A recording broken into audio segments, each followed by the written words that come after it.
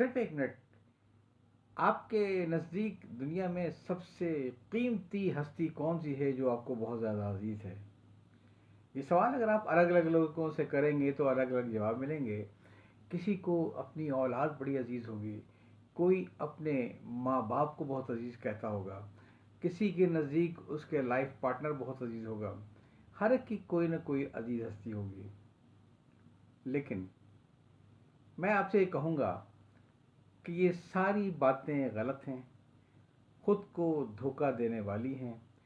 न किसी को बच्चे सबसे ज़्यादा अजीज होते हैं, ना माँ बाप, ना भाई बहन, ना कोई क़राबतदार, ना कोई बुज़ुर्ग। हर आदमी के लिए सबसे अजीज तरीन हस्ती खुद उसकी अपनी हस्ती होती है। और इसका जवाब आपको ऐसे मिलेगा कि खुदा न खास्ता अगर कोई आदमी किसी बिल्डिंग में ट्रैप हो जाए जो जल्जले की वजह से गिर रही हो, जिसमें आग लग चुकी हो और बाहर निकलने का रास्ता न हो, और उसके पास सिर्फ चंद लम्हों की फुर्सत हो कि वहां से जान बचा के निकल रहे, आपके ख्याल में उस वक्त वहां खड़ा हो कि वो किसको तलाश करेगा? बच्चों को, माँ को, बाप को, भाई को, बहन को? किसी को भी नहीं। सबसे पहले वो अपनी जान बचा के बाहर निकलेगा। उस वक्त उसको कोई रिश्ते कराबतदारी याद नहीं आएंगे। और जब वो एक दफ़ा महफूज होकर बाहर निकल जाएगा तो फिर उसको एक एक करके लोग याद आने शुरू होंगे कि पता नहीं मेरे बच्चे बाहर निकले कि नहीं निकले, पता नहीं मेरी बीवी अब तक फंसी कि नहीं फंसी है। लेकिन पहला ख्याल जो आएगा वो सिर्फ अपनी जान बचाने का होगा।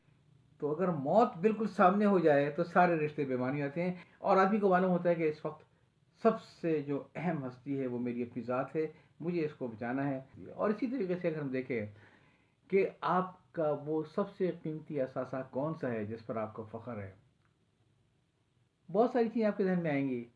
एक बंगला आपने बड़ा अच्छा बना लिया, माशाल्लाह, अल्लाह आपको मुबारक करे।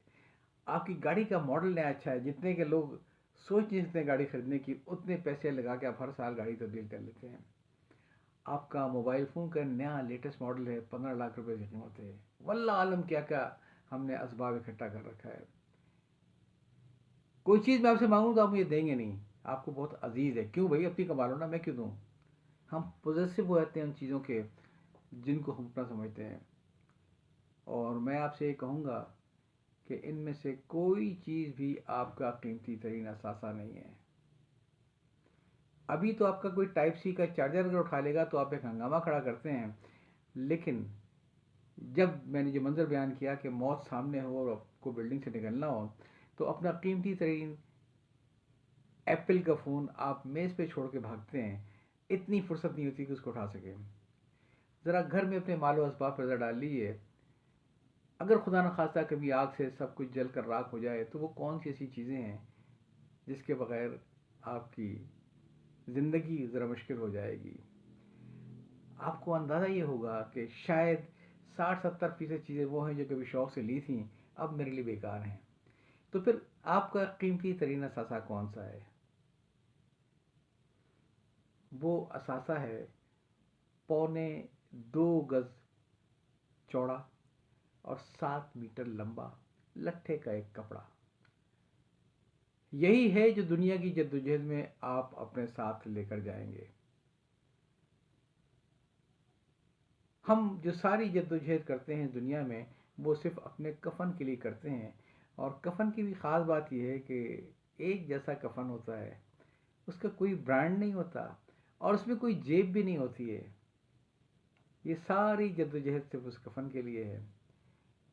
तो ज़रा सोचिएगा कि जब दुनिया की कीमती तरीन हस्ती आप हैं और जब कीमती तरीन असासा वो आपका कफन का कपड़ा है, तो ये सारी भाग दौड़ किस लिए? ये मालो मता पर इतना फ़ख्र करना और इतना पोजेसिव होना, ये आखिर किस लिए? दिल बड़ा कीजिए, अपने हाथों से लोगों की ज़रूरतों को पूरा कीजिए। मरने के बाद तो ये कपड़े नौकरों को जाएंगे, जो अभी अगर भाई भी पहन ले तो हमारी जान जल जाती है कि हमारी इतनी कीमती शर्ट पहन के वो ऑफिस चला गया। तो ये इस दुनिया में कुछ नहीं रखा है।